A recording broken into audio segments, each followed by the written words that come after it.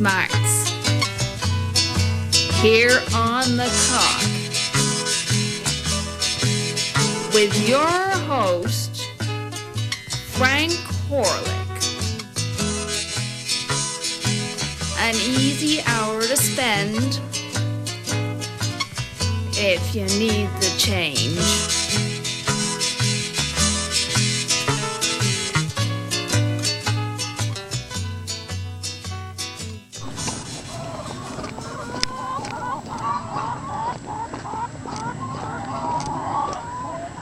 Frank Horlick here again at Muskie Studios for Street Smarts. Just a bit of news before we get Lee Charles in here for an interview. Very, very excited indeed.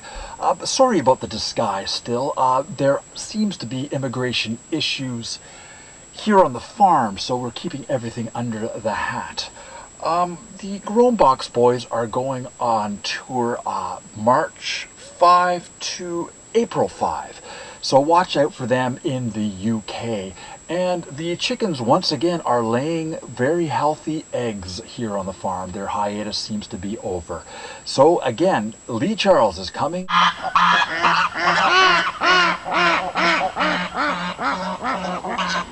Up in one moment. Okay, as promised, we have Lee Charles here. Welcome to Muskie Studios and Street Smarts, Lee. Thank you. This is a very talented individual who comes from up the road in, you would say, Thanet, is that right? Thanet, yeah, that's the way that locally it's pronounced, yeah. But it's spelled Thanet with a T yeah, and an H. Yeah, it's the Isle of Thanet. It's an island and it's spelled Thanet, but pronounced locally Thanet. Thanet, right. Mm-hmm. You are in a couple projects that I know of. You, for one, it's a band called Ebbs Creek. Is that right? That's true. It is. Yeah. Ebbs Creek started off a couple of years ago with myself and another musician locally, a guy called Brian Langston. Ah, Brian. Yes. Yeah, and it's developed now, and it's now a five-piece band. It's got a kind of a country bluesgrass, nice easy feel to it, yeah, it's originally, it's actually named after an area local to our home. Ebbs Creek is somewhere near Richborough, which is just a small inlet off the English Channel. Right. There is an old ruin there, is there not?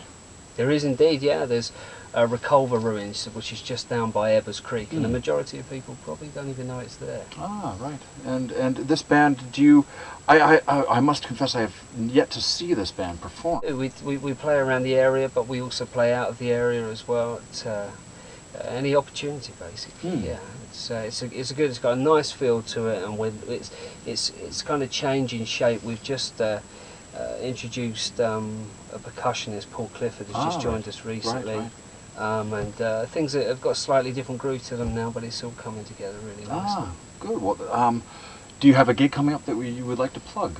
Well, we're just recording actually at the moment, but we should be out towards the end of July of this year. July 24th, I think we'll start off in Broadstairs in Thanet, and the Rootham Arms. The Rootham Arms. Yeah. Ah, yeah, right. yeah. A very lot of good musicians come and go through the Rootham Arms. Absolutely. Are you rehearsing in a church? Is this correct? This is true. This is true. They're underneath a church in the town of Broadstairs. Deep below it is a kind of network of small corridors and tunnels, and there was a room down there which the most of the congregation had forgotten was there. And we've actually turned that into a studio, and it's quite a special place to be. Some magic happens there. Are there windows down there, or is it really in the guts of the church? It's in the guts. There's no natural daylight. No natural daylight, No. Which is fairly fertile ground for musicians, is it not? Well, that we are creatures of the night. Yes. If you are in the Broadstairs area or in Thanet, you might come across a motorhome, a very particular motorhome, and I have been in this motorhome on a number of occasions, and it is quite special, and it is basically the cave of where you do a lot of your writing. Is that true? Yeah, absolutely. Yeah, it's a place where I can totally escape, and if I get fed up with the scenery outside the window, I'll just roll it on and find inspiration elsewhere. And it works. Oh yeah. Well, folks, I can tell you that it does work, because he writes some very nice songs, and they have a lot of atmosphere to them. Now, this motorhome, do you have a family, and do they travel with you, or is it more your space that you enjoy? Well, they have travelled with me, but you know, I like to keep that as a kind of separate part of my life, really. Right. You know, I bonded with it from the day I collected it. I flew to Scotland and collected it and brought it back down, which was quite a journey in itself, actually. That's about at least a 12-hour drive from Scotland. Well, it was supposed to be. I had a tyre blowout on me as well on the motorway on the way back. Right. And it was a very cold night, and I sat at the side of the road waiting for the services. I was desperate to go to the toilet, and it was freezing cold, and rain was coming sideways. And I've never owned a motorhome before, so it was a good hour before I realised that actually I had heating and toilet facilities just about 7 foot behind me. Yeah. So you actually enjoyed the wait? In a way, yeah. In a way. Well, the reward was huge when I turned around and realised that actually, you know, just behind me I had everything that a man could want. Wow, and you're still there? Yeah, on that side of the road. You live on that lay-by now. That's where I am in my mind. I see. I see. Now, this is the inevitable time here on Street Smarts, where we ask our guests to give a little donation to the Horlick Foundation. And Lee, would you happen to have any donations available to the Horlick Foundation? Lee is digging deep. Well, thank you very much. We will be putting this into the Horlick Foundation. I have to, a little bit of an apology for the way you got here, Lee. Sometimes we just have to take matters very cautiously. I know you don't know where we really are, do you? Well, no. I was, earlier on today, around about lunchtime, I was pushed into the back of a van at Dumpton Gap by a guy called Randall. Randall. And I was driven around for a couple of hours, which is why I'm still feeling a little bit as if I've lost my bearings, because I can smell cattle.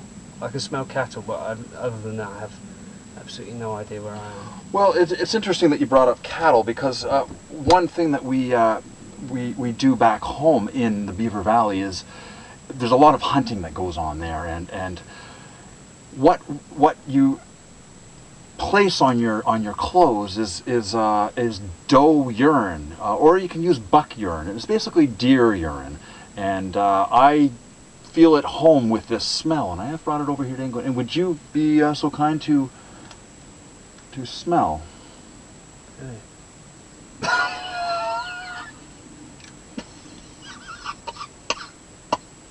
It is very powerful.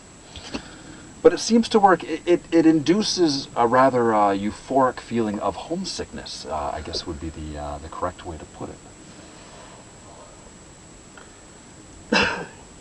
The boys back home would be laughing at you right about now. Are you okay? Well, part of the neck of the woods where I come from, there's a very gifted troubadour named Old Man Ludicky, and he travels the country with his banjo. He has a song called "I Quit My Job," and I know that you recently quit your job because of you. I think, to quote you properly, was you were surrounded by a lot of creativity, and you wanted to just be continued to be around that creativity. Yeah, absolutely, and the day job was just getting in the way, you know. I spent a long time behind the desk, and after 12.5 years, no more. You know? Well done. It takes a lot of courage to take off a shoe and put on another shoe.